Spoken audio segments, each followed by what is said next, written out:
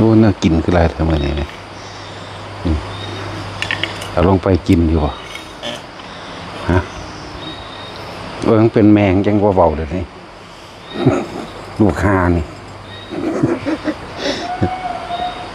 นั่นหอนเลยเห็นบ่ฮันเอามันเย็นจังสิไหมนี่ไหมนี่ไหมเขาลูบหัวลูบหูจังสิไหมนี่เป็นบ่เดินนี่เอาไป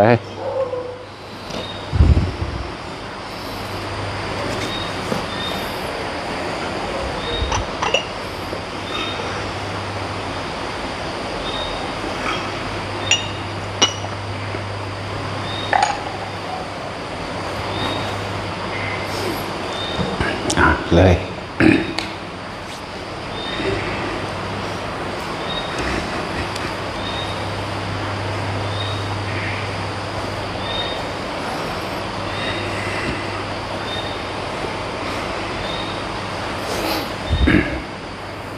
คิดเรื่องคักๆเรื่องผู้ได้เข้าใจว่าเจ้าของเองเป็นทั้งหลายคนทั้งหลายส่วนมากเข้าใจว่าเจ้าของเป็นเจ้าของสิ่งนั้นสิ่งนี้เป็นเจ้าของกิจการการงานเป็นเจ้าของรถเป็นเจ้าของหน้าเป็นเจ้าของสวนเป็นเจ้าของสัตว์เลี้ยงช้างม้าวัวควายหมาไก่เป็ดปลาทุกอย่างเลยคิดเบิ่งดีๆเด้อเขาเป็นเจ้าของมันหรือเขาเป็นทาสเข้าใจว่าเขาเป็นเจ้าของมันหรือเขาเป็นทาสแค่ล่อเวลาลง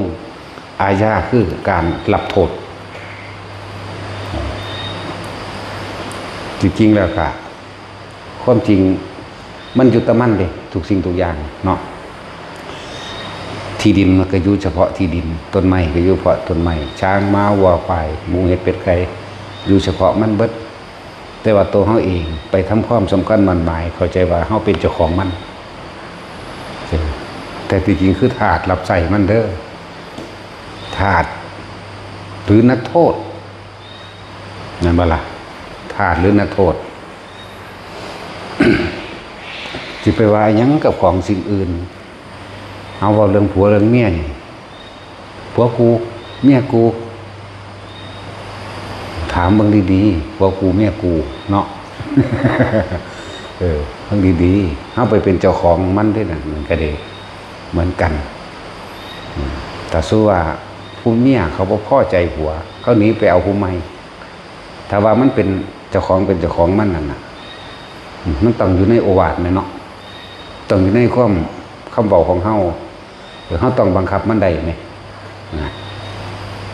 เมียคือกันผัวคือกันบ่มีไผเป็นเจ้าของไผจริงดอกนั่นแหละนี่คือให้ทุกคนเห็นความบ่จีรั่งยังยืนความบ่ยังแก่แน่นอนแล้วก็ให้เห็นโทษของมันโทษของมันเวลาเฮารับโทษมันนี่จากการเป็นทาสใช่ป่ะล่ะเป็นทาสรับใช้รอเวลารับโทษนึงเด้เขาบ่มีใจเมียหนีป่าผัวนั่นแหละตอนรับโทษโอ้โหนอนบ่หลับเนาะคิดจะหาวิธีจะเอาขึ้นมาผู้ใดเอาไปกูดิขามันนั่นบ่ล่ะขนาดนั้นเด้นั่นแหละโทษบ่ว่าไผกับขัง ผู้ยิ่งก็คือกันแต่ผัวเขาหนีป่าแล้วจังสิโอ้ยเหมือนกันบ่ต่างกันนั่นแหละเวลารับโทษ อย่างสั้นเจ็บใจปวดใจนอนบ่หลับกินบ่ได้บางคนก็ฆ่าตัวตายนั่นสิว่าอย่างบัดนี้คือว่าลูกกูหัวลูกกูหลานกูเลนกูเนาะเฮาก็เข้าใจว่าเป็นเจ้าของมันคือกันถ้าว่าเป็นเจ้าของมันแท้ๆก็ต้องบังคับมันได้ติแค่เว้าคำเดียวมันต้องเฮ็ดได้ทุกอย่างเนาะแต่อันนี้บ่เลยที่จริงพวกเจ้าเป็นทาสมันเดี๋ยวมันก็หาโทษมาให้พวกเจ้าเองเนาะ แม่นว่าล่ะเดี๋ยวมันก็อยากได้นั่นอยากได้นี่นั่นแหละพวกเจ้าเป็นโทษระบาดเนี่ยต้องแลนหาเงินยืมเงิน บางบางพวกก็ไปปล้นไปกี้เป็นลักเอาเด้บังคับข่มเหงเอาตัวเอาโยนความผิดให้ผู้นั้นผู้นี้เพื่อสิให้ได้มาสนองตัณหาของผู้ว่าเป็นลูกเป็นหลานสัตว์เลี้ยงบัดนี้พวกเจ้าว่าเป็นเจ้าของมันไปเกี่ยวหญ้ามาให้มันเป็นเจ้าของอยู่วันละล่ะไปเกี่ยวหญ้าไปหาห้ำไปหาเกลือแหล่ไปหาแหล่ต่างๆมาเลี้ยงมาบำรุงมันว่าได้เป็นเจ้าของมันแล้ววันเป็นทาสมันก็คักแล้วช่วงที่เขาได้รับโทษก็ช่วงที่เขาเมื่อยล้าอ่อนแป้งแล้วก็คิดหวังกำไรจากมันนั่นแหละกำลังรับโทษทั้งใจเลยนะขาดทุนทั้งสันขาดทุนทั้งสี่ถ้าว่าได้กำไรมากก็ว่าเจ้าของดีเบิ้มแมนแต่ว่าได้กำไรทั้งสันทั้งสี่ยิ่งเพิ่มก็เป็นถาดนักเข้าเล่นสั้นแล้วหมาก็เหมือนกันหาแต่แนวนั้นหาแต่แนวนี้มันกินแต่ธาตุนั่นแหละความเข้าใจผิดคิดว่าสิ่งนั้นเป็นของเราหมายถึงมันเป็นว่าไม่ได้เป็นเด้น่ะมันเป็นเนตังมะมะเนโสหมัสมิบ่แม่นของเฮาจักอันจักอย่างเด่นไว้แม่นว่าซะบ่แม่นจักเม็ดมีแต่ธาตุนี่แหละแปลว่าความบ่รู้ที่พวกเฮาพากันเว้นไว้แต่เกิดพอพวกเฮาเข้าใจคิดว่าในโลกนี้ทุกสิ่งทุกอย่างที่เฮามีอยู่เป็นอยู่เฮาเป็นเจ้าของมันจริงเฮาบ่ได้เป็นที่บอกให้เป็นธาตุในความเขาไปยึดเอาถือเอาบัดนี้ในความว่าว่างบ่เป็นเพราะบ่เห็นโทษเนาะก็เลยเวียนว่ายตายเกิดกับสิ่งทั้งหลายจึงเรียกว่าเป็นธาตุเป็นธาตุ ธาตุแห่งราคะความยินดีพอใจในรูปร่างลักษณะท่าทางถ้าเป็นผัวเป็นเมียกันบุคคลนั่นแหละรูปร่างลักษณะท่าทางนี่กูมากกูพอใจนี่ก็เลยยินดีเป็นธาตุแบบเต็มใจแบบบรรลุโตพร้อมทั้งผัวทั้งเมียนั่นแหละนั่นแสดงว่าบริวารของธาตุทั้งหลายลูกหลานสัตว์เลี้ยงบ้านเงินทองยศคำสรรเสริญนี่เราเป็นธาตุสิ่งทั้งหลายเหล่านี้เนาะนั่นสั่นละไปทั้งใดก็ให้ทุกคนยอมรับว่าทั้งสั่นสี่ยอมรับตัวเองว่าพ่อให้ยอมรับเมียยอมรับลูกให้ยอมรับตระกูลให้เขายอมรับว่าเจ้าของมีบ้านดีมีอาชีพดีมีการงานดีแล้วเขายอมรับว่าเจ้าของเป็นคนดีนั่นสั่นละลองคิดเบิ่งดีๆเถอะเอาบัดนี้แม่นพวกท่านได้ตายมันปากันเนาะโศกเศร้าอะไรเสียใจนั่นแหละโทษขนาดตายแล้วก็โศกเศร้าอะไรเลยเสียใจคือเก่าเนาะนั่นแล้วคนเฮาบ่จากกันเป็นมันก็ต้องจากกันตายอยู่แล้วแต่ผู้ใดเข้าใจว่าเป็นเจ้าของมันผู้นั้นก็ได้รับโทษเจ็บปวดแสนสาหัสกว่าสิลืมได้บ่ลืมเลยพุ่นล่ะไปบ่แม่นกว่าสิลืมได้ดอกนั่นแหละที่ไปว่ายังเรื่องของภายนอกจากกายเฮาแต่แท้เฮายังเข้าใจว่ามันเป็นของเฮาเนาะเข้าใจว่าร่างกายเจ้าของว่าเป็นเจ้าของเฮาก็เป็นธาตุร่างกายได้ว่าอันใดแสบๆหามาบำรุงเลี้ยงเอาว่าซั่นอันใดงามๆหามาใส่มาประดับประดามันทรงผมก็ตัดทรงนั้นทรงนี้เนาะ มือบ่งามหูบ่งามก็หาเนี่ยมาใส่ปากบ่แดงก็หาเนี่ยมาถูมาท่าแม่นบ่ล่ะมันซั่นแล้วเป็นธาตุมันเด่น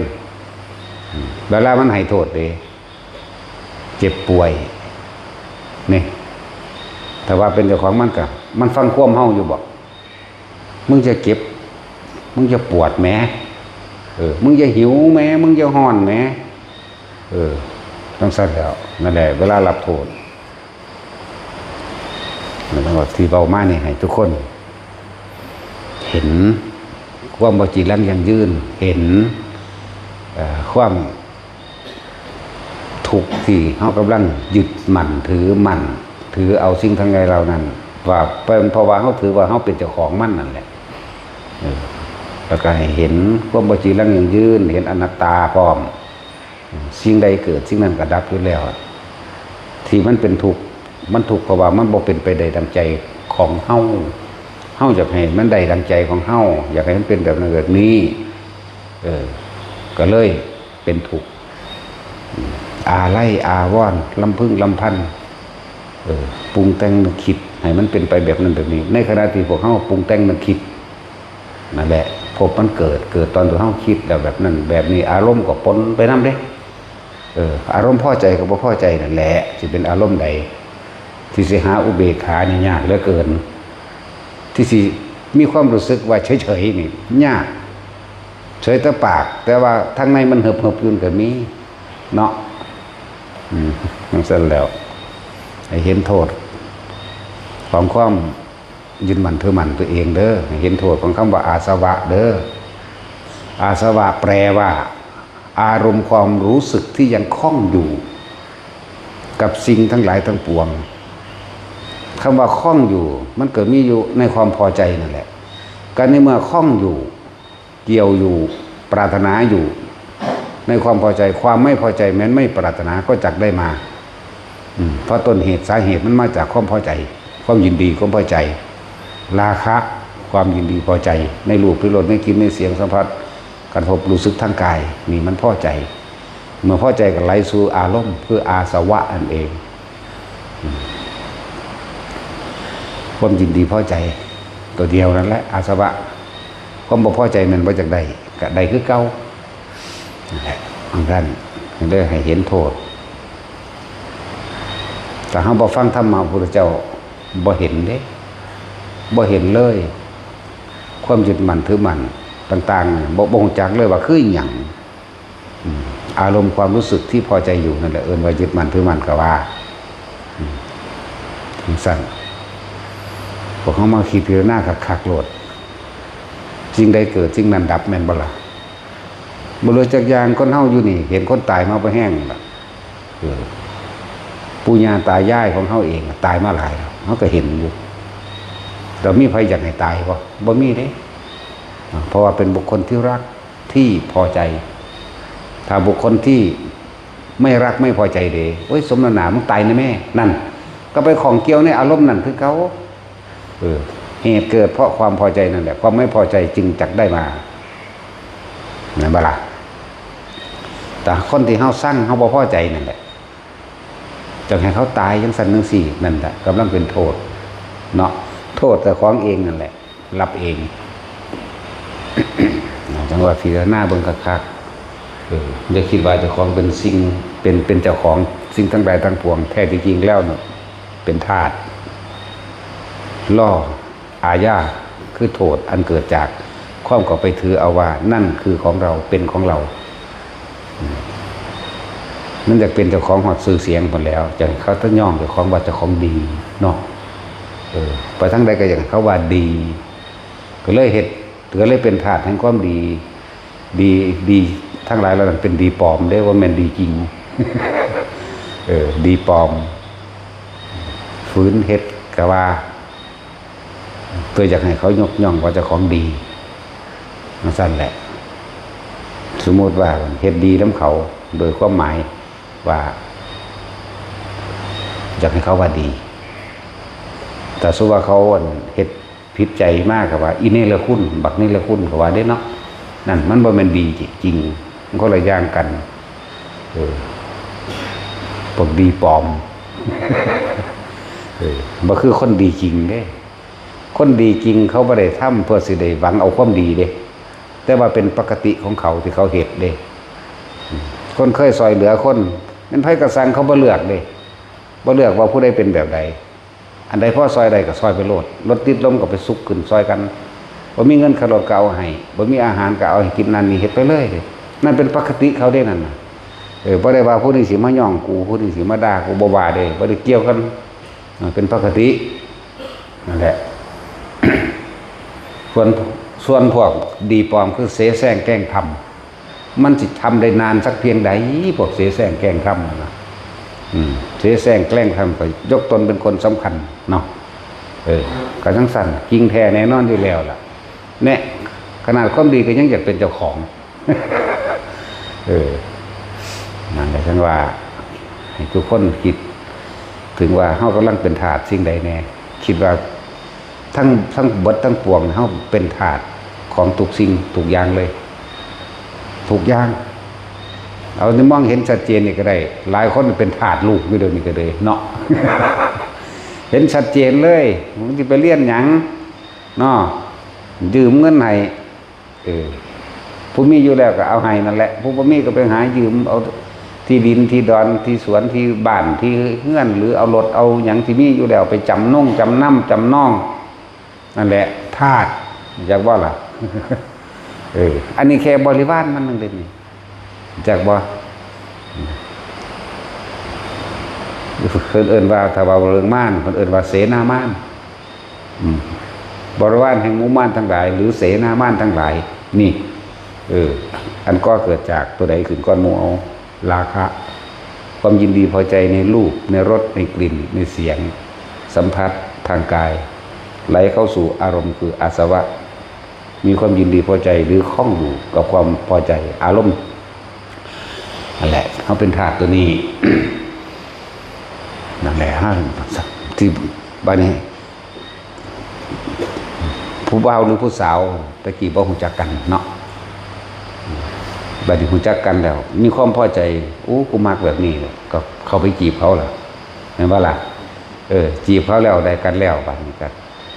ต่อมาก็มีลูกนั่นบริวารออกมาแล้วเสนาม่านออกมาแล้วบัดนี้ เสนาม่านเป็นลูกบัดนี้อารมณ์ของลูกความอยากได้ของลูกมึงมันธรรมดาเด้เป็นพวงเป็นพุ่มเป็นพ่วงไปเด้ลูกอยากได้หยังหาให้อันนั้นขาดอันนี้บ่มีอย่างสั่งสิหลายอย่างแม้กระทั่งอารมณ์ของลูกเด็กน้อยไปเล่นกันเด็กน้อยตีกัน ผู้ใหญ่ก็ตีเด็กน้อยเลยขนาดนั้นเด้เนาะผู้เป็นพ่อเป็นแม่ก็ตามภาษาเด็กน้อยมันก็มีดีกันมั่งผิดกันมั่งเหตุการณ์ป๊อกๆแป๊กๆไปธรรมดารุนๆความเข้าใจมึงตีลูกกูเห็นบ่นี่นั่นแหละผิดเถียงกันถึงพ่อแม่ฆ่ากันเลยก็มีฆ่าเด็กน้อยก็มีนั่นแหละบริวารหรือเสนาม่าน ทั้งหลายม่านไปว่าผู้ฆ่าความดีม่านนั่นแหละผู้ฆ่าความสงบผู้ก่อกวนผู้ทำร้ายผู้ฆ่าผู้ล้างความสงบความดีนั่นแหละบุญนั่นแหละแต่เฮาเห็นโทษสิ่งทั้งหลายแล้วนี่หันมาดีๆเด้อเพราะเฮายังมีโอกาสอยู่มันละบ่ไหลเลยทีเดียวแล้วก็การละจังซี่ก็บ่แม่นว่าเฮาสิเอาความคิดบังคับความคิดให้มันละเด้ทีแรกเฮาได้ยินได้ฟังแล้วเฮาจึงเห็นโทษในสิ่งที่เฮาผ่านมาในชีวิตนี่เห็นโทษแล้วเข้าใจดีแล้วว่ากูเป็นทาสของสิ่งทั้งหลายทั้งปวงตอนนี้กูกำลังได้รับโทษเหตุตั้งใดเฮาสิพ้นออกจากทาสและโทษอันนี้วิธีฝึกคนก็บอกไว้แล้วพยายามอยู่กับตัวเองให้มากอย่าอยู่กับบุคคลผู้อื่นผัวนี่กับผู้อื่นเมียนี่กับผู้อื่นลูกนี่กับผู้อื่นหลานเหลนหล่อนและสิ่งสัตว์เลี้ยงทั้งหลายกับผู้อื่นและวัตถุสิ่งของอื่นๆที่เข้าใจว่าตัวเองเป็นเจ้าของมันกลับมาอยู่ในกายเราเองกลับมาอยู่ในลมหายใจกลับมาอยู่ในความรู้สึกโตเอาความรู้สึกไว้หน้าผากนี่แหละเน้นย้ำจ่อไว้นี่โดดแต่ว่าโตเนี่ยมันหลายอย่างแม้กระทั่งเข้าใจว่าลุกเคลื่อนไหวไปซ้ายไปขวาไปนั่งไปนอนยังเข้าใจว่าแต่ว่านั้นว่าท่านได้เป็นอารมณ์เป็นหนึ่งเอานี่เลยหน้าผากเลยเอาตัวเดียวเลยจุดเดียวโลดก็ต้องไปสงสัยตัวอื่นโลดเอาตัวเดียวเริ่มต้นแรกอันอื่นๆยังคอยเป็น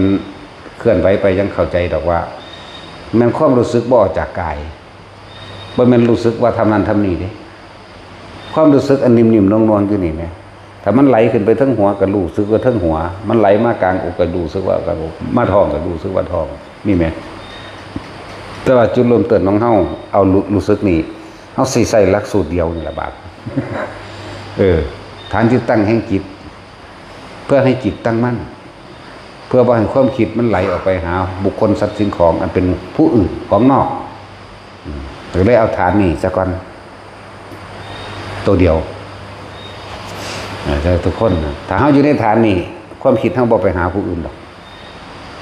สุขกับทุกข์เลยเกิดบ่ได้เลยเกิดกลายเป็นอุเบกขานั่นเองเฮาบ่ชินในการคิดเหมือนเดิมเห็นบ่มันก็บ่ไปปรุงไปแต่งไปนึกก็เกิดอารมณ์ความรู้สึกอันเป็นภพได้ตัวบัดนี้อยู่แต่ในความรู้สึกเดียวเป็นอุเบกขาอยู่ในอันเดียวนี่แหละอยู่ไปอยู่มาในนี่ความคิดปกติที่มันเคยชินคิดเรื่องนั้นเรื่องนี้บาดนี้มันสิกลับกลายมาเป็นการเคยชินอยู่นี่เองชินกับชาติกันเดียวกันนั่นแหละอยู่ในจุดเดียวชินอยู่ในจุดเดียวชาติมันก็แปลว่าเพ่งเนาะเพ่งในความรู้สึกเดียวเอาความรู้สึกเดียวนั่นแหละเห็นอยู่ทั้งสั่นการละเฮาบ่ได้ละดอกเพียงแต่เฮาบ่นำมันมาคิดซื่อๆมันก็ละของมันเองเข้าใจบ่ล่ะต้องตัดอย่างนั้นต้องตัดอย่างนี้บ่ต้องตัดอยู่นี่โลดมันตัดเอาเองมันละเอาเองนั่นเป็นคำบอกแนวทางคำเว้าสุดดอกละตัดสักกายทิฏฐิเท่านั้นเท่านี้วิจิกิจฉาศิรพัตตุปรามาสปฏิฆากรรมราคะเนี่ยมันอยู่นี่โลดมันละเอาเองดอกนั่นแหละนั่นเป็นหลักสูตรที่เพิ่นมองให้เห็นโทษซื่อๆเด้ความถือว่ารูปร่างกายเป็นของตนได้สักกายทิฏฐิเห็นบ่ล่ะแล้วก็ความลังเลสงสัยต่างๆเรื่องของบุญและบาปเรื่องของกรรมต่างๆเรื่องว่าวิจิกิจฉา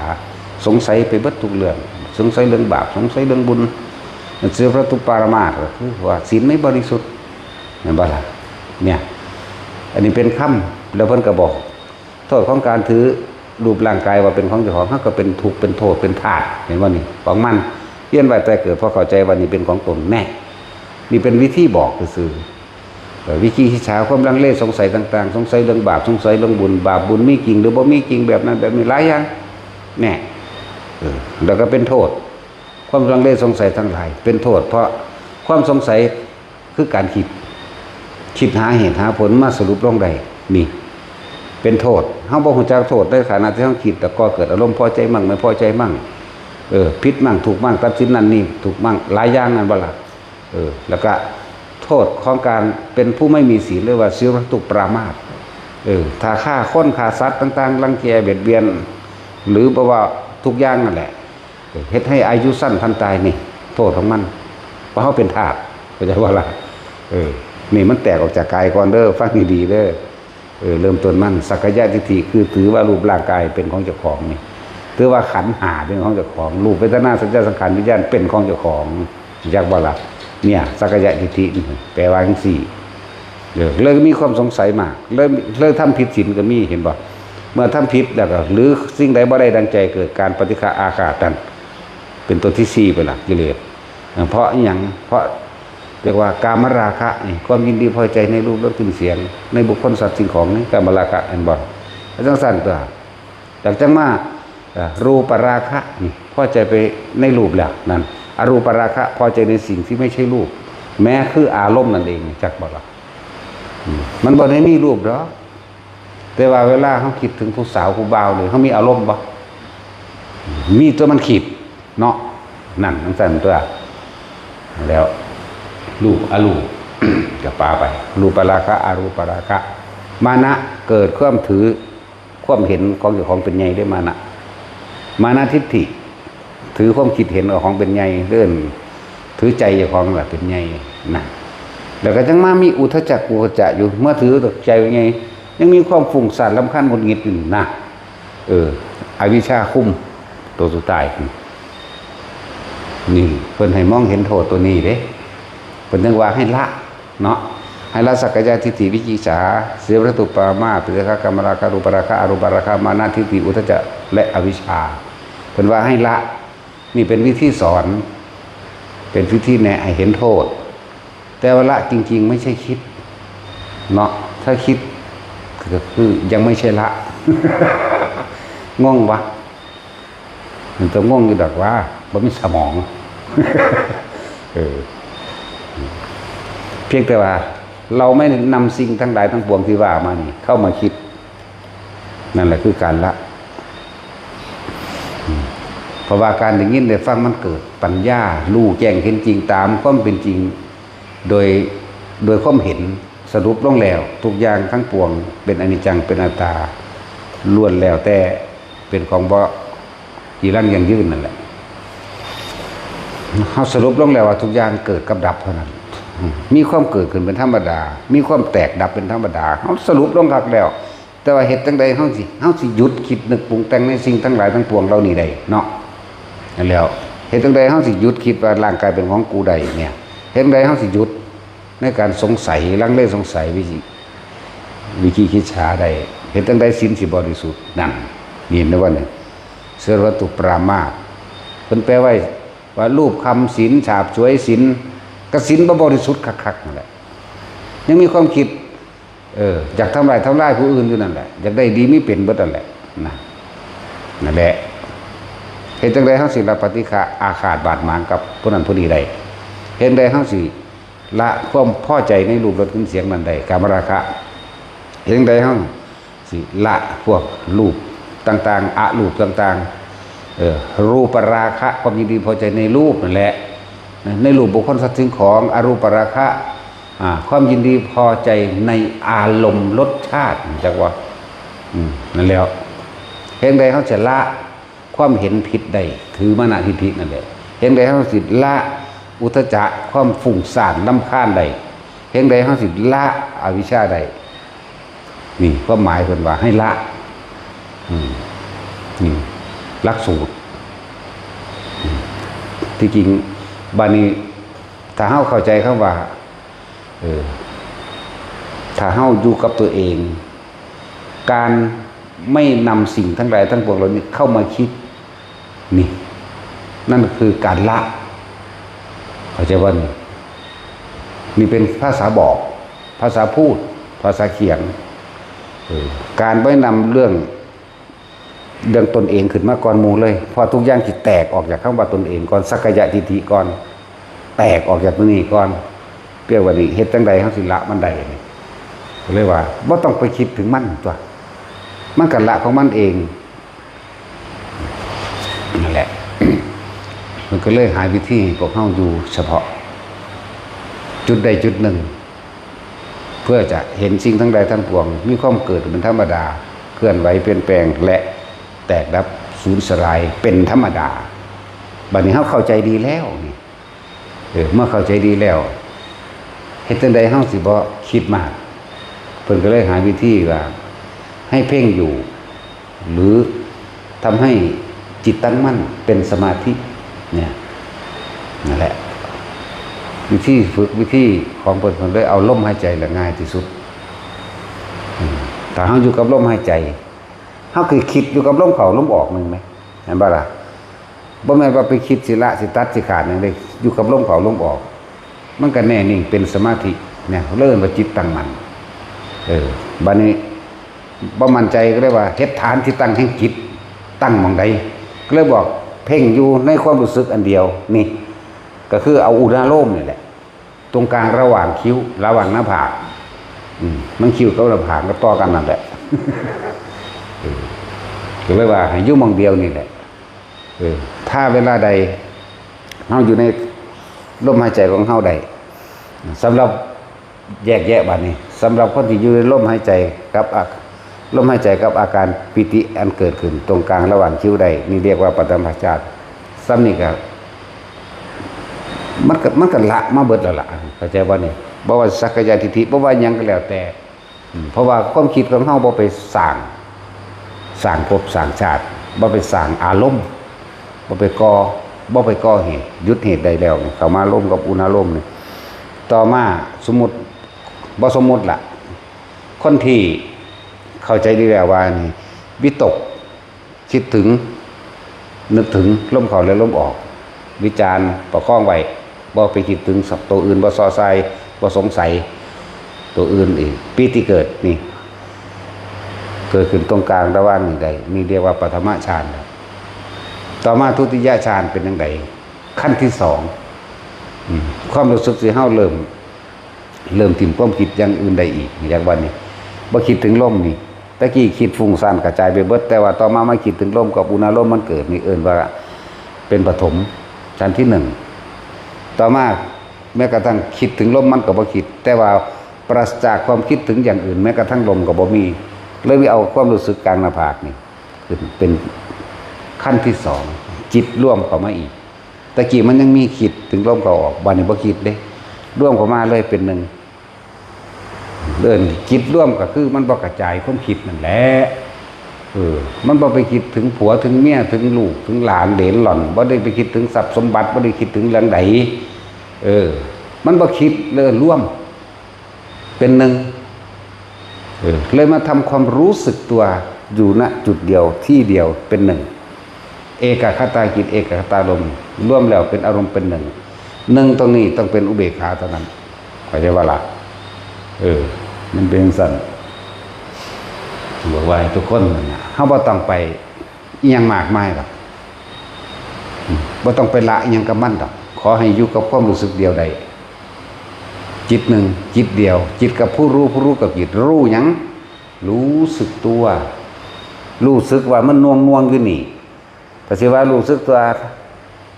หันซ้ายก็รู้ว่าหันซ้ายยกมือขวาก็ยกมือขวาก็รู้ยังออกนอกยังกระจายอยู่ในกายแต่ก็ถือว่ามันยังกระจายเอาจุดเดียวเลยหน้าผากอย่างเดียวเลยบ่กระจายอันแหละ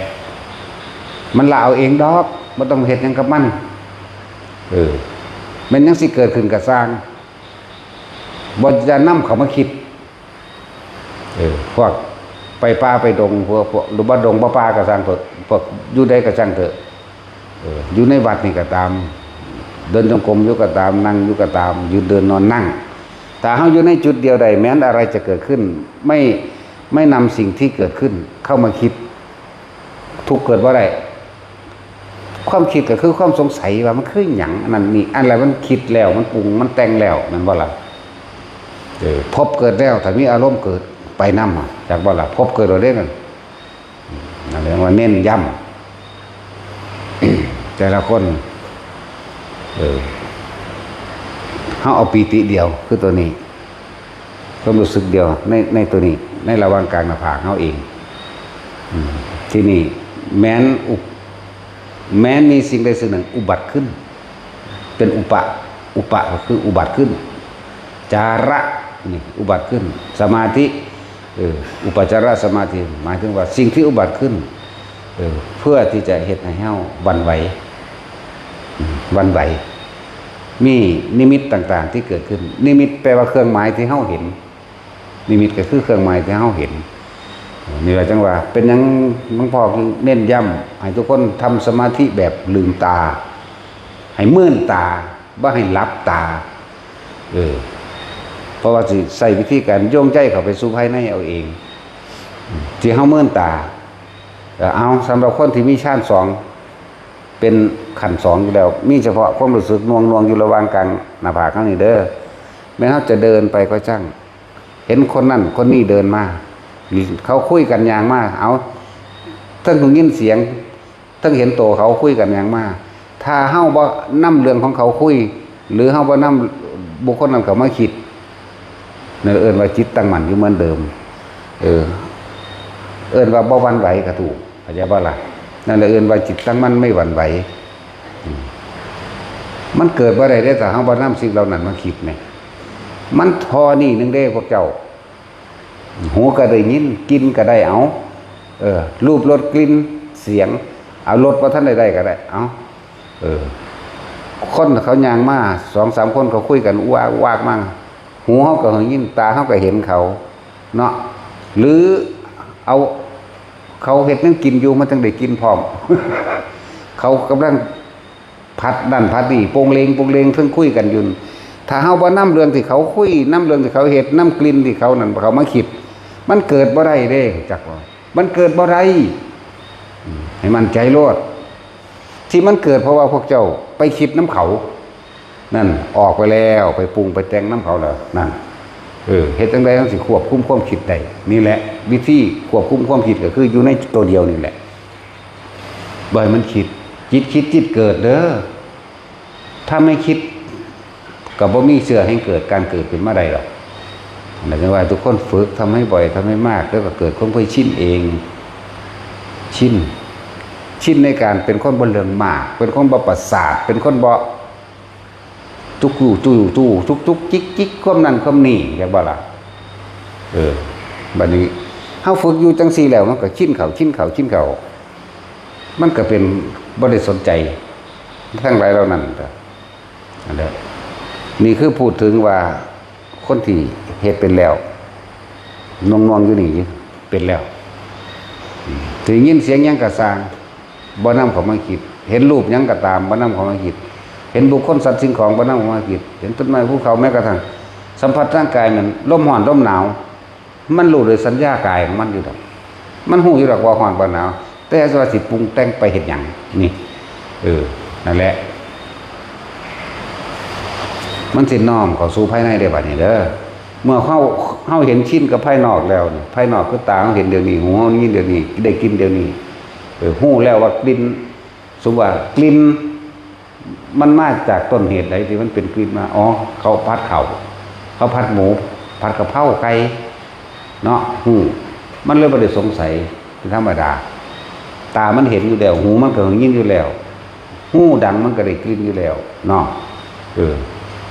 สัญญามันบอกอยู่แล้วล่ะว่ากลิ่นหยังนั้นนี่หยังนั่นแหละแม้แต่ทางรสชาติมันก็ยังหูเด้อยากว่ามันเป็นแล้วขนาดว่าได้กินมันก็หูรสชาติคือเปรียบเทียบฟังง่ายๆพวกเจ้าเลี้ยวเห็นมันพริกนี่พวกเจ้ารู้สึกเผ็ดตัวเด้เนาะบ่มีผู้ใดเลี้ยวเห็นมันพริกแล้วรู้สึกหวานเด้เนาะเห็นน้ำตาลต้องหวานโลดเห็นน้ำผึ้งก็ต้องหวานโลด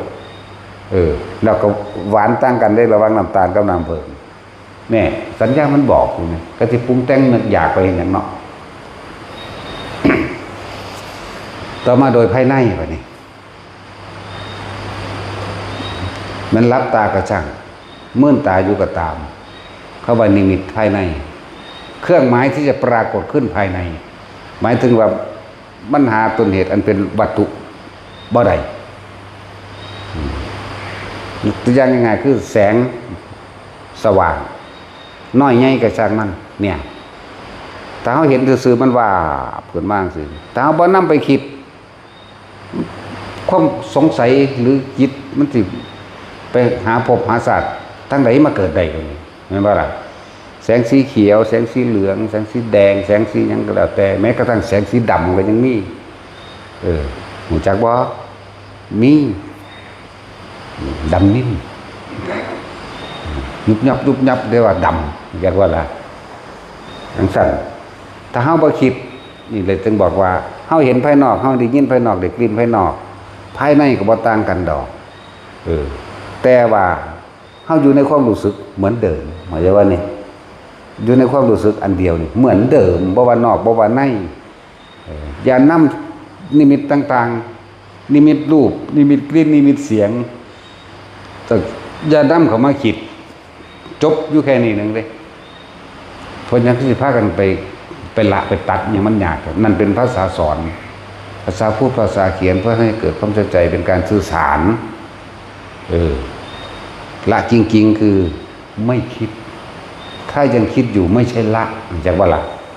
แต่ให้ทุกคนเอาตัวนี้มาเป็นเครื่องประกันนั่นเองความรู้สึกตัวจุดเดียว วันนี้มีเสียงกรีดร้องวีดวาดเลยมีเด้โหยหวนเสียงเจ็บปวดก็มีเสียงไห้ครวญครางก็มีเสียงหัวเราะคิกแคกมีเบิดเด้ถ้าเฮาบ่คิดซะอย่างมันสิเกิดจังขึ้นกับเฮาได้เด้อเข้าใจบ่ล่ะ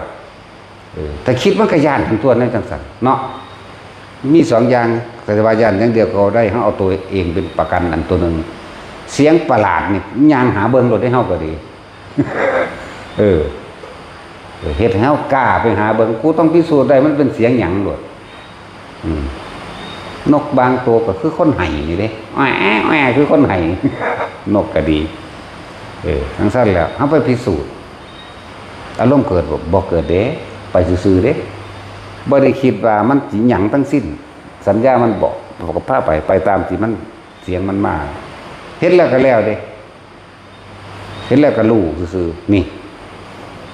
นั่นแหละนิมิตรูป บุคคลสัตว์สิ่งของ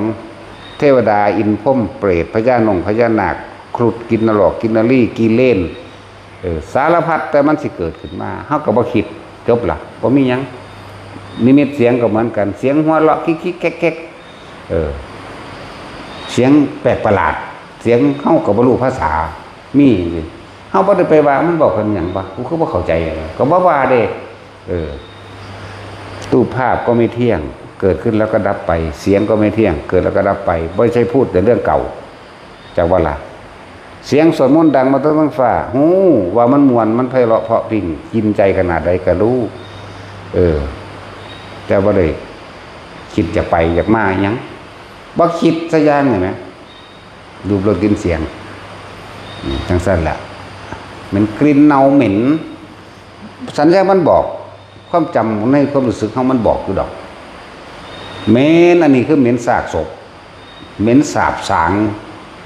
เหม็นสาบสางสาบสัตว์กับเหม็นซากศพคนละอย่างเด้คนละแบบกันอยู่เด้มันหูจักอยู่เด้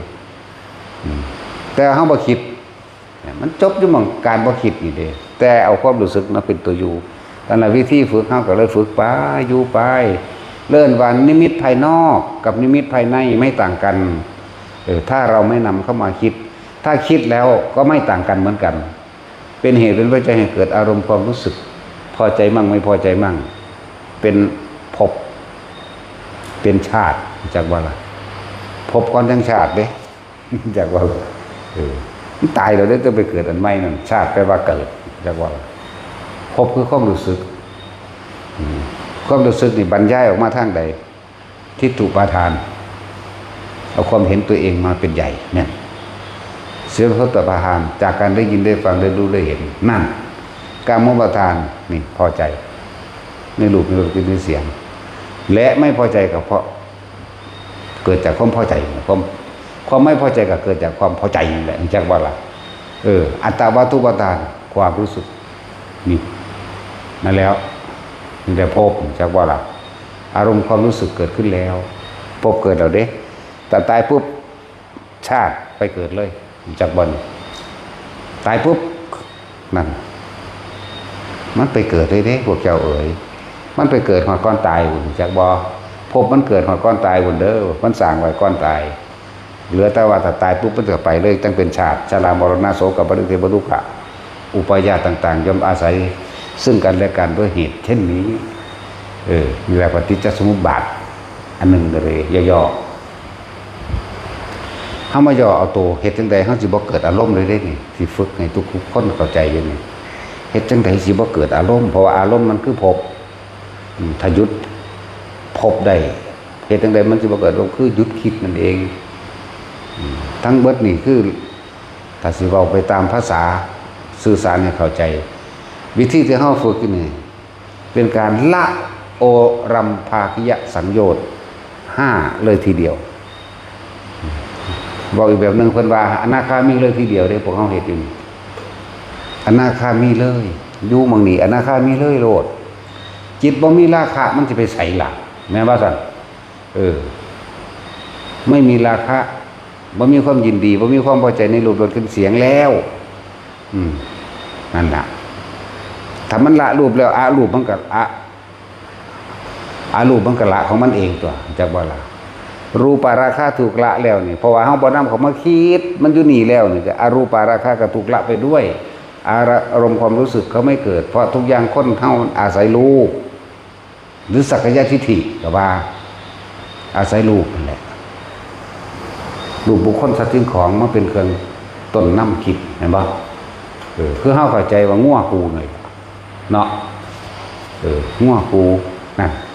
น้องแม่งัวกูดอกถาดงัวก็คักนั่นแหละเห็นบ่แต่ละมื้อแต่ละเว้นเลี้ยวเบิ่งแล้วก็นึกคิดปรุงแต่ง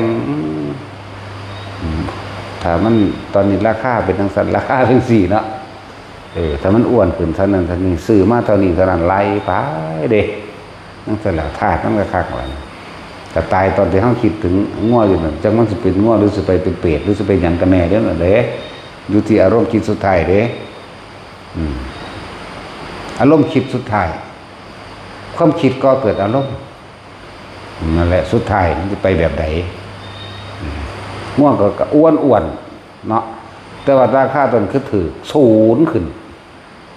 เสือกหัวใจว่ายตายซ้ำไปนรกเนาะ สั้นแล้วบัดนี้ง่วงนี่คืออ้วนหาครูมันมากกันนะหลงในง่วงเด้เนาะทั้งสั้นทั้งสี่ในเดรัจฉานแล้วก็เราเป็นแบบนั้น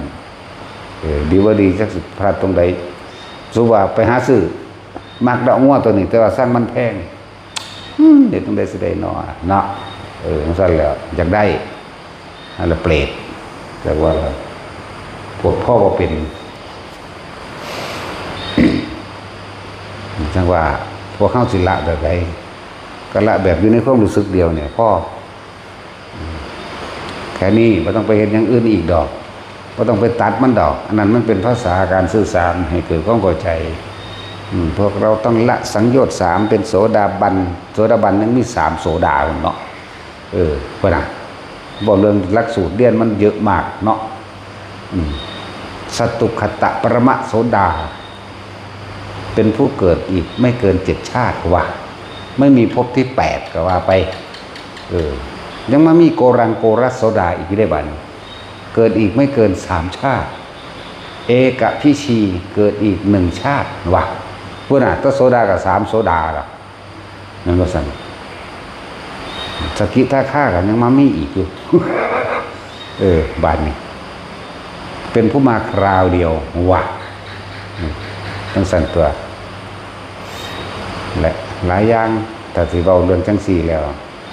บ่ต้องรู้หยังหลายดอกถ้าเฮาเข้าใจคำว่าโลกนี่เป็นอนิจจังไม่เที่ยงหาความจริงยั่งยืนไม่ได้เป็นอนัตตาทุกอย่างล้วนแต่เกิดขึ้นมาแตกดับด้วยกันทั้งนั้นบุคคลผู้ใดเข้าไปยึดมั่นถือมั่นอยากได้ดังใจตามอารมณ์แห่งความพอใจผู้นั้นก็เป็นทุกข์อนิจจังทุกขังอนัตตาให้เห็นโทษเห็นภัยในความเข้าไปยึดเอาถือเอาในวัฏฏะสงสารอันนี้แล้วก็คนเข้าใจโลดว่าเฮาบ่เคยได้เป็นเจ้าของหยังมันจริงๆดอกมีแต่ความเข้าใจผิดคิดเอาเองมันบ่โลกนี้ไม่มีใครเป็นเจ้าของใครจริงและโลกนี้แล้วสิ่งทั้งหลายทั้งปวงล่ะสิ่งทั้งหลายทั้งปวงเราน่ะไม่ได้เป็นไปดังใจที่เราคิดอยากให้เป็นเลยนั่นแหละให้เห็นธาตุเห็นโทษเฮานั่นแหละไปเป็นทาสมันเฮานั่นแหละเป็นผู้รับโทษจากความเขาไปยึดเอาว่าเป็นเจ้าของมันเห็นอยู่แค่นี้แต่เกิดความบ่อยากได้อีหยังนี่แหมเนาะเกิดความบ่อยากได้กับเขาคือความเข้าใจคือความเข้าใจว่ามันเป็นของมันแบบนี้อยู่แล้วกูบอกกับมึงอีกแล้วได้บัดนี้กูบ่อยากได้หยังอีกแล้วกูพ่อกูเบื่อให้หลายนี่เป็นการความสรุปความเห็นเด้แต่เฮ็ดจังได๋สิละความเห็นทั้งเบิดได้นี่มองละมันอยู่นี่โหลดเด้ออยู่ในกลางหน้าผากนะโหลดนิ่มๆน่วงๆมั่งตึงๆมั่งหน้าหยาๆคือหมดคือแม่งไตกับช่างมันเถอะอย่าเอาของนี้แก้ปิติ เฮาจับเอาแค่ความรู้สึกเดียวฐานที่ตั้งแห่งจิตคือเอาความรู้สึกเดียวเนี่ยเมื่อฐานที่ตั้งแห่งจิตให้ตั้งอยู่มั่งนี้ทำความรู้สึกอยู่รู้สึกเดียวนี่เรื่อยเลื่อนไว้จิตตั้งมั่นคอยตั้งมั่นจุดเดียวนี่จุดเดียวนี่แม้อาการอย่างอื่นจะเกิดขึ้นบางที่หนาเท่าที่ตึงขึ้นเนาะเดี๋ยวคือให้ไตคือหมดไตคือสิเข่าหูนุกยิกไปตามกระงกระงอนก็แล้วแต่ตามตนตามตัวก็สร้างอย่าสงสัยว่ามันคืออย่างแต่ให้มันคงอยู่ในจุดเดียวโลดอยู่หน้าผากอย่างเดียวอันตึงตังมันนี่อันขนลุกบาดนี่เราจะบอกภาษาบาลีปนเข้ามาแน่แต่เฮามีความรู้สึกเดียวอยู่นี่แล้วพระคุณกาปีติขนลุกแต่ว่าต้องไปสนใจว่าขนลุกเพราะเหตุใดอะไรยังไงตั้งมันอยู่นี่ให้รู้สึกโตซื่อๆว่ามันขนลุกบ่ต้องไปสนใจอย่างอื่นแต่ว่ารู้อยู่ซื่อๆต่อมาโยกภารณาปีติโยกก็ว่าต้องไปสนใจตัวโยกใส่ความรู้สึกหยุดได้เอาตัวเดียวรถจุดเดียวเลยจะออกจากจุดนี้จังจะเอิ้นว่าจิตตั้งมั่นจังจะเอิ้นว่าสมาธิแปลว่าจิตตั้งมั่นจังจะเอิ้นว่าจะหนีจากฐานแห่งกายจะหนีออกนี่เหมือนเดิมคณิกาปิติบางครั้ง ตัวนี้เป็นตัวที่เกิดขึ้นมาเองเวลาเฮาเกิดความลึกซึ้งซาบซึ้งหรือยอมรับจากการได้ยินได้ฟังธรรมกึกแน่นบ่แม่นแน่นคือสิตายดอกมันจุกเข้ามาในระหว่างแน่นหน้าอกก่อนบ่แม่นแน่นแบบสิตายเด้คนละอย่างกันรู้สึกมันอิ่มปราบปลื้มปราโมทย์เกิดขึ้นจุกเข้าว่าข้อแล้วให้น้ำตาไหลกระลุปล่อยน้ำไปก็อยู่กับนี่ไปแต่ก็อยู่นี่คือเก่าเด้อนั่นแหละต่อมาเอิ้นว่าแสงสว่างวิบวิบแวบๆเกิดขึ้นแม้กระทั่งนิมิตต่างๆเกิดขึ้นนิมิตรูปนิมิตกลิ่นนิมิตเสียงเข้าใจว่านะรูปรสกลิ่นเสียงพวกนี้นิมิตยังเกิดสร้างก็อยู่ในความรู้สึกนี่เหมือนเดิมบ่ต้องไปหาเหตุผลกับมันบ่ต้องไปเรียกว่าละความคิดเห็นเข้าใจว่าละความเห็นทั้งเบิดเลยจะไปเอาข้อสรุปจะไปหาความสรุปอีหยังใดๆทั้งสิ้นมันต้องละความเห็นของเฮาออกให้ได้อันนี้เป็นภาษาเว้าได้ละออกให้ได้เป็นภาษาเว้าแต่ความจริงมันอยู่นี่เลยอยู่นวงๆอยู่หน้าผากคือเก่าพวกหน้าตึงๆพวกมีให้ไตปิติมันเดิมอย่าบ่นฮู้ซื่อมันแล้วก็สิไปสนใจหยังมันบ่ได้มีอันตรายหยังเป็นปิติดีอย่างหนึ่งก็คือมันเป็นเครื่องยืนยันว่าเป็นผู้ทรงฌานเจริญฌานเพราะทุกฌานเว้นไว้แต่ตัว4เว้นไว้แต่ฌาน4จะมีอาการปิติเป็นเครื่องยืนยันอย่าว่าล่ะนั่นแหละบ่ต้องสงใจหยังกับมันแล้วก็ว่าแก้ความรู้สึกทั้งหลายเหล่านี้มันเกิดขึ้นกับร่างกายเฮาได้นี่จักว่าล่ะคนลุกวือมากูก็น่วงอยู่นี่เฉยโยกกูก็น่วงอยู่นี่เฉยเหมือนเดิมเฮาใส่ความรู้สึกหยุดได้อยู่ดอกโยกบางทีก็โยกไปหน้าไปหลังบางทีก็บางคนก็หมุนตะข้อเลยก็หยุดได้มันเป็นยังสิหยุดบ่ได้ใส่ความรู้สึกหยุดอย่าใส่ความคิดเด้ถ้าคิดมันออกนั่นแหละบัดนี้บางคนก็นวงนี่ก็มีคือเก่าเด้อเหมือนกับว่าตัวเองจะลอยขึ้นอยากว่าอะไรมันเป็นแค่ความรู้สึกสิลอยซื่อๆดอกมันบ่ลอยกิ่งดอกมันลอยกิ่งมันลอยหยากกระดอกนี่แหละเป็นยังคือให้มื่นตาเหตุมันจังบ่สงสัยถ้ารับตาเหตุมันสิตกใจความคิดออกได้ยังตกใจจากบ่นั่นน่าความคิดออกลอยขึ้นก็มีร่างกายเบ่งขึ้นก็มีได้อึ้งลึงขึ้นเด้ยืดขึ้นก็มีตกวูบลงก็มีที่เขาเจ้าเอิ้นว่าตกเพราะว่างเพราะเว้งหยังตกก็ตกแต่ว่าสะดุ้งตื่นขึ้นมาได้ปุ๊บรีบเข้าลมหายใจปั๊บหรือจับอุณหภูมิได้ปั๊บโลดเด้อบ่ต้องไปหาความหมายจักบ่หรือว่าเรื่องภวังค์เฮา3ภวังค์พุ่นเนาะภวังคจรณะว่ะแม่นหยังเป็นจังได๋ฮึกริยาของจิตกับลักโตกวูบแต่ว่าเฮาสะดุ้งขึ้นมาก่อนจักบ่ล่ะหรือเป็นภวังคจิตภวังค์ผู้ปล่อยเฉดว่าน่ะไล่ไปกระสร้างของมันสิภวังค์หยังกระสร้างตัวภวังค์ไปบ่พบจักบ่ล่ะภวะก็คือภพนั่นแหละจิตลงตกเข้าไปสู่ภพเดิมๆแต่ว่าจังสิเลือกไปภพใดเด้อระวังนรกระวังเปรตระวังมนุษย์หรือระวังหยังก็ว่าไปเกิดคือเก่าแต่ว่าภวะล่ะภวังค์หยังก็ภวังค์เดือนหน้าเกิดแต่ว่ากระสร้างมันทิ่มซะแนวนี้สมมุติว่าคนเป็นจังซั่นเด้อเป็นคือหัวใจหลุดออกนี่เด้เข้าใจว่าล่ะคือเป็นคือจังหัวใจเฮานี่วูบลงไปเลยวูบอย่างเร็วเด้นี่ตกวูบลงไปถ้าสะดุ้งตึ๊บขึ้นมาอย่าหาเหตุผลใดๆทั้งสิ้นรีบกับเข้ามาลมหายใจแล้วก็เข้ามาจับจุดอุณหภูมิเลยตัดความคิดออกอย่าเป็นคนคิดมากเข้าใจว่าล่ะแล้วลอยก็เหมือนกันเพราะว่าตั้งบางทีมันลอยไปนั่นแหละจะว่ามื่นตาเฮ็ดโลดถ้ารับตามันสิมื่นตาเบิ่งนี่ความคิดออกล่ะมันสิเฮ็ดให้เฮาไปชินในการคิดมากเรียกว่าล่ะนี่แหละบัดนี้ถ้าคนเริ่มชำนาญในความรู้สึกตัวจับความรู้สึกตัวได้แล้วมันรับตาหรือลืมตามื่นตาก็สร้างอยู่เหมือนเดิมรับตากับรับตารู้สึกนี่เข้าใจว่านี่มื่นตาก็สร้างนิมิตยังเกิดขึ้นก็สร้างกูก็อยู่หม้องเก่ากูนี่แหละนั่นแหละแล้วก็บ่โง่บ่ง่วงพร้อมแต่คนจับจุดได้แล้ว มันมันสิเฝ้าสังเกตแต่ความรู้สึกนี่เด้มันสิบ่ง่วงเด้แต่ส่วนมากมันง่วงมันสิปล่อยเลยอย่างว่าล่ะจังซั่นหรือสำหรับผู้อยู่กับลมได้ก็อยู่กับลมเลยผู้ลมหายไปแล้วแต่อยู่ในความรู้สึกนี่ก็อยู่กับความรู้สึกนี่เลยเด้อแต่ความรู้สึกนี่บาดเอาความรู้สึกง่วงอยู่นี่หน้าผากเฮานี่มันบ่อยู่ที่เดิมก็บ่ต้องบังคับเด้แต่ให้รู้สึกเข้าใจบ่ขึ้นมาหัวเป็นคือเอามือเศร้าหัวนี่ไหมนึบหน้าอยู่ไหมก็ให้รู้สึกบ่ต้องบังคับแต่บังคับคือคิดเข้าใจบ่นี่ให้รู้สึกบางทีมันลงหอดสมองมันเด้เย็น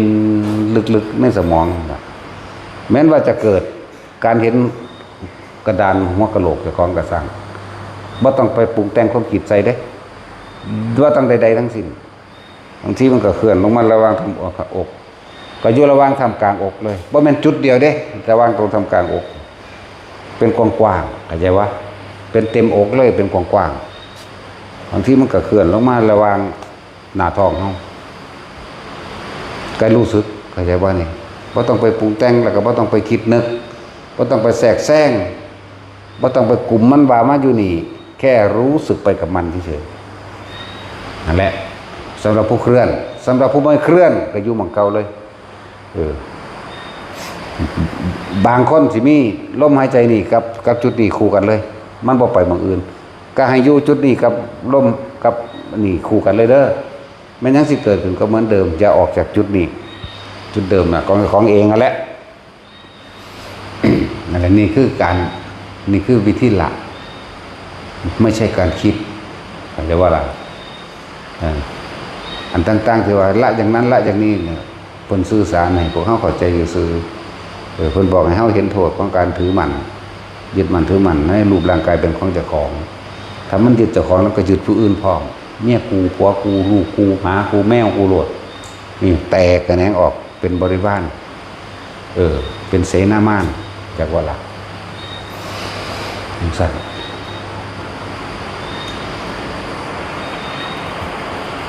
บัดนี้พวกอยู่ป่าเข้าใจว่าผีหลอกเนาะผีบ่ได้หลอกที่หลอกว่าเป็นผีอยากว่า ผีบ่ได้หลอกที่หลอกว่าเป็นผีความคิดเท่าเองหลอกเจ้าของเองทั้งเบิดเลยมีต่างๆถ้าทุกคนเหมือนเดิมเข้าใจว่าอยู่ตรงนี้ได้แล้วรู้สึกได้แล้วแม้นมันจะมันนั่งกวมเฮาอยู่กับซาแต่เฮาบ่คิดกล้าก็ไม่มีกลัวก็ไม่มีก็เหลือแต่อุเบกขาถึงตัวแม่นบ่ล่ะก็เหลือแต่อุเบกขานั่นแหละมันสิเสียงหยังกะสร้างถ้าบ่คิดมันก็เป็นอุเบกขาเหมือนเดิมรูปรสเครื่องเสียงปรากฏขึ้นหลายอย่างก็ได้ไปนั่งอยู่ก้อนหินธรรมดานั่งย้อนขาไปธรรมดาแต่เฮาก็อยู่ในความรู้สึกตัวประมาณ100 เมตรพุ่นดังไฟขึ้นติดไฟขึ้นเป็นไฟติดวูบขึ้นมาแล้วอีกจักน้อยก็จุไฟจวกอันยังเปลวไฟแม่นก็แตกพวกขึ้นกันเด้แต่เฮาบ่คิดย่างไปเบิ่งเฮ็ดเป็นบ่เห็นโดยบ่คิดย่างไปโดยบ่คิดเฮ็ดเป็นบ่คือบ่ได้เฮ็ดดอกมันนั่งย่างไปอันไฟตัวนี้มันก็เป็นทอกันไปเรื่อยๆแทนที่เฮาต้องตั้งเข้าใกล้มันจังสิได้เนาะบ่แม่นถ้าเฮาหยุดมันก็หยุดคือกันนี่มันไปจังซี่นะถ้าหยุดมันก็หยุดถ้าเฮาถอยมามันก็ถอยมาเด้แน่นั่นแหละแต่บ่คิดเด้เอาในธรรมนี่ธรรมก็ซ้ำนี่แหละซ้ำกุศลเฮานี่แหละประมาณนี่แหละนั่งธรรมดางูบักใหญ่ซ้ำเสานี่งูเด้นี่แหละจากฟ้าพนังถ้ำย่วยลงมาเด้คิดออกว่าเดี๋ยวนี้มันย้อนอ้าปากใส่เฮานี่มั้ยโค้งๆใส่เฮานี่มั้ยฮ่าอยู่นี่มั้ยน้ำลายมันก็ฟงใส่หน้าอีหลีอยู่เด้แต่ว่าเฮาบ่คิดจักว่าล่ะความรู้สึกนี่ว่าน้ำลายมัน อันนี้เอามาเบาที่หลังซื้อได้จังบอกว่างูโซอยู่ว่ามันมีน้ำลายฝงใส่งูก็คืองูเหลือมนี่ดอกมันหนักเมฆแมงกันดอกเดี๋ยวจังนั้นสิฉันจะนาคนี่ต้มกินเบิดเลยนาคสิงขังคักเนาะตัดสินเฮาด้วยส่วนตัดสินต้มกินนั้นเด้แหละมันว่ามันเป็นแค่ครั้งหนึ่ง2 ครั้งเด้ที่เป็นนับบ่ได้บางที่เขานั่งอยู่ในบริเวณพระลานหินกว้างๆแต่ลานหินกว้างแต่ว่ามันก็มีนั่นขึ้นเสียงสวยลงมากเสียงงูเลื่อยคักๆนั่นแหละแต่ว่าเสียงใหญ่เสียงดังสาดมากๆเลยเลี้ยวเบิ่งอยู่ได้ทางบ่คิดก็บ่เห็นอย่างมีแต่เสียงเนี่ยนั่นนี่ก็เป็นจากบ่ล่ะเพราะว่าเขาชินอยู่กับตัวนี้แล้วสัญญามันเดี๋ยวเบิ่งเป็นธรรมดานั่นแหละจากบ่ล่ะสัญญากายมันก็เป็นธรรมดาก็เดี๋ยวเบิ่งธรรมดาหูก็หูยินธรรมดาแต่ใจบ่คิดบ่นึกแล้วนี่แหละว่าเกิดยังขึ้นก็สร้างสิบอกทุกคนแต่ทุกคนอยู่กับลมได้ก็อยู่กับลมเลยอย่าออกจากลมคือจะคิดออกแต่คนอยู่ที่กลางหน้าผากได้ก็อยู่เลยคนอยู่หัวได้ก็อยู่เลยคนอยู่อกได้ก็อยู่เลยคนอยู่ท้องได้ก็อยู่เลยอะไรจังหวะนั่นแหละคือการละแล้วตัวใดอยู่จังสี่ใดตายจังสี่ใดนะละสังโยชน์หาเลยห่วยของมันแค่นั้นเด้บางคนได้อรหันต์ตอนใจขาดพอดีแน่ว้ายแต่มันละสังโยชน์หาได้แล้วอนาคามีแหละแต่ทำไมจะเป็นใดตัวปานนั้นหรือไหมมันบอกมาเกิดหรือไหมเนาะจะไปหาเอาอีหยังอีกนี่เป็นคำบอกให้เกิดความมั่นใจเสื่อมั่นในแนวทางซื้อได้นี่ตัวเองฝึกแล้วก็สนตัวเองฝึกเป็นแล้วก็สังเกตตัวเองตัวแบบนี้แต่กูอยู่นี่กูก็บ่ได้ว่าสิทุกข์สิสุขกับไผได้ละแน่แม่นบ่ล่ะถ้ากูคิดออกจากบางนี้ออกจากความรู้สึกตรงหน้าผากแล้วโอ้ยห่วงคนนั้นห่วงคนนี้สั้นคนนั้นสั้นคนนี้มีรถล่ะเฮือนก็บ่ได้แล้วเนาะหนีก็มี หนีก็มีรถเด้ศัตรูก็มีคนหักก็มีหนีก็มีโรคไข้ไข้เจ็บก็มีเนาะมีไปเบิดเด้เจ็บแข้งปวดขาก็เก็บเด้แต่ว่าล่ะถ้าคิดออกหรอกแต่ว่าคิดออกมันบ่มีหยังเด้พวกเจ้ามันเป็นอุเบกขาแล้วเงินก็ถ้าคิดออกเงินก็มีบ่มีเงินก็มีสั่นจ้ะฉันบอกว่าฝึกไปเถอะแต่ละคนเอารับรองอีกอย่างหนึ่งก็คือว่ามันพวกเจ้าสมมติบรรลุยังกระสร้างดอกจังหน่อยพวกเจ้าก็ไปเกิดเป็นพรหมอายุเป็นกัป2 กัป3 กัป4 กัป5 กัปไปเรื่อยอยู่นี่ไหม